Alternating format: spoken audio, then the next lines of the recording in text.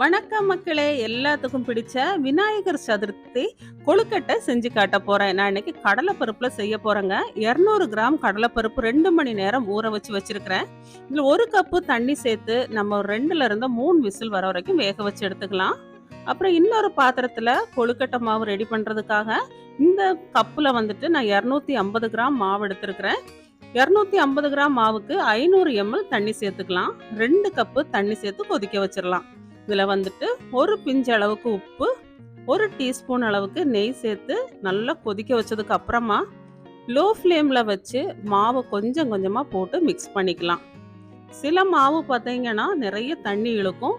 நீங்கள் கொழுக்கட்டை மாவு ரெடி பண்ணும்போது கொஞ்சமாக தண்ணி நீங்கள் கொதிக்க வச்சு ரெடியாக வச்சுக்கோங்க. தண்ணி பத்தலை அப்படின்னா சேர்த்துக்கலாம்.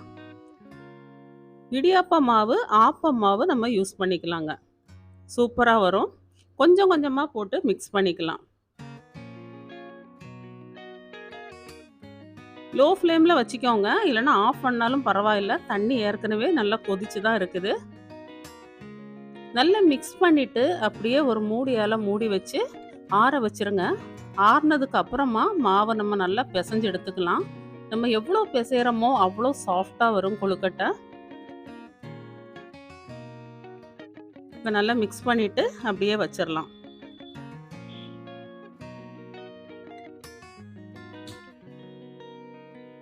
இப்போ நமக்கு ஃபில்லிங் ரெடி பண்ணிடலாங்க. இப்போ இந்த கடாயில் 1 டீஸ்பூன் அளவுக்கு நெய் போட்டுட்டு ஒரு 50 கிராம் முந்திரி பருப்பு பொடிசாக நான் கட் பண்ணி வச்சுருக்கிறேன். பொடிசாக கட் பண்ண முந்திரி பருப்பை கொஞ்சமாக ரோஸ்ட் பண்ணிக்கலாம்.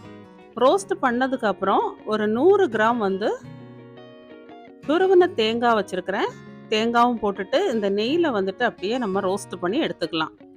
லைட்டாக ரோஸ்ட் பண்ணாலே போதும். ரொம்ப கோல்டன் கலரில் வர வேண்டாம். லைட்டாக ரோஸ்ட் பண்ணால் போதும். இப்போ நான் 150 கிராம் வெல்லம் எடுத்துருக்கிறேன். ஒரு அரை கிளாஸ் தண்ணி மட்டும் சேர்த்துக்கலாம். நிறைய தண்ணி சேர்த்தோன்னா அப்புறம் அது ட்ரை ஆகிறதுக்கு டைம் ஆகும். அரை கிளாஸ் தண்ணி மட்டும் ஊற்றிட்டு நல்லா மெல்ட் பண்ணிக்கலாம். இப்போ நல்லா மெல்ட் ஆகிடுச்சு. இந்த வெல்லத்தில் கல்லெல்லாம் எதுவுமே இல்லைங்க. அதனால தான் நான் ஃபில்டர் பண்ணலை. நீங்கள் வேறு வெல்லம் யூஸ் பண்ணதாக இருந்தால் கொஞ்சம் ஃபில்டர் பண்ணிக்கோங்க. இப்போ கடலைப்பருப்பு பாருங்கள், நல்லா சாஃப்டாக வெந்துருச்சு. இப்போ இந்த கடலைப்பருப்பை நம்ம சேர்த்துக்கலாம். லோ ஃப்ளேமில் வச்சுக்கலாம், இல்லைன்னா தீஞ்சிருங்க. வெல்லமும் கடலைப்பருப்பும் நல்லா வேகட்டும். நல்லா மிக்ஸ் பண்ணி விட்டுக்கலாம். கடலைப்பருப்பை ரொம்ப மசிக்க வேண்டாம். நல்லா வெந்துருச்சுனாலே சாஃப்டாக தான் இருக்கும். அப்போ தான் நம்ம கொழுக்கட்டையில் சாப்பிட்றதுக்கு டேஸ்ட்டாக இருக்குங்க. இப்போ கடிக்கிறதுக்கு அப்படியே இந்த கடலைப்பருப்பு கிடைக்கும் பார்த்தீங்களா, அது டேஸ்ட் ரொம்ப நல்லா இருக்கும். இப்போ நம்ம ஃப்ரை பண்ணி வச்சுருக்கிற முந்திரி பருப்பு, தேங்காய் சேர்த்துக்கலாம். சேர்த்துட்டு நல்லா மிக்ஸ் பண்ணிக்கலாம். மிக்ஸ் பண்ணிவிட்டு தேவைப்பட்டால் கொஞ்சமாக நெய் சேர்த்துக்கலாம். நெய் சேர்த்தாச்சுன்னா டேஸ்ட் இன்னும் நல்லா இருக்கும். உங்களுக்கு நெய் விருப்பம் இல்லை அப்படின்னா நீங்கள் ஆயில் கூட சேர்த்துக்கலாம். எப்போமாவது தானங்க கொஞ்சம் நெய் சாப்பிடல, தப்பு இல்லை. கொஞ்சமாக ஏலக்காய் பவுடர் போட்டுட்டு மிக்ஸ் பண்ணிக்கிறேன். நான் எல்லாமே டீஸ்பூன் தாங்க யூஸ் பண்ணுறேன், டேபிள் ஸ்பூன் யூஸ் பண்ணலை. கொஞ்சம் கொஞ்சமாக தான் நான் நெய் சேர்த்துருக்கிறேன். இப்போ கொஞ்சம் ட்ரை ஆனதுக்கு அப்புறமா நம்ம எடுத்து வச்சுக்கலாம். ஆறுனதுக்கப்புறம் இன்னும் கொஞ்சம் திக்காயிடும். நம்ம மாவு ரெடியாக இருக்குது. கையில் கொஞ்சம் ஆயில் இல்லைன்னா நெய் சேர்த்துட்டு மாவை நல்லா சாஃப்டாக பிசைஞ்சிக்கலாம். பிசைஞ்சிட்டு நம்ம கொழுக்கட்டை மேக்கர் இப்போ யூஸ் பண்ண போகிறோம்.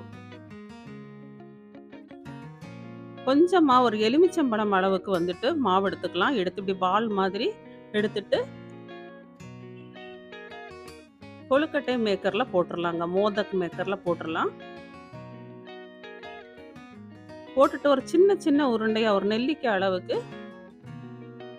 ஸ்டஃபிங் எடுத்துக்கலாம். எடுத்து அப்படியே உள்ளே வச்சிடலாங்க. பார்த்தீங்களா எவ்வளோ திக்காயிடுச்சு பாருங்கள்.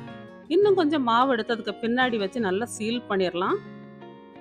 வெளியில் தெரியக்கூடாது, அது உள்ளே இருக்கிற ஸ்டஃபிங் வெளியில் தெரியக்கூடாது. இல்லைன்னா அது நம்ம ஸ்டீம் பண்ணும்போது வெளியில் வந்துடும்.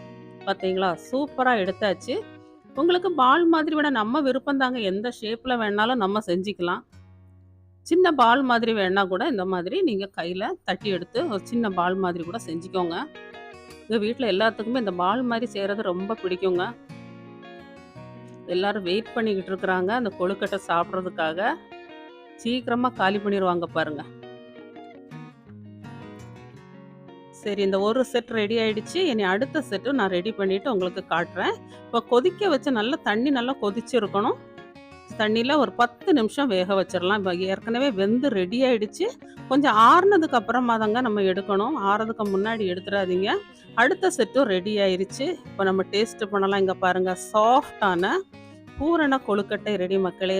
அனைவருக்கும் இனிய விநாயகர் சதுர்த்தி நல்வாழ்த்துக்கள். நன்றி.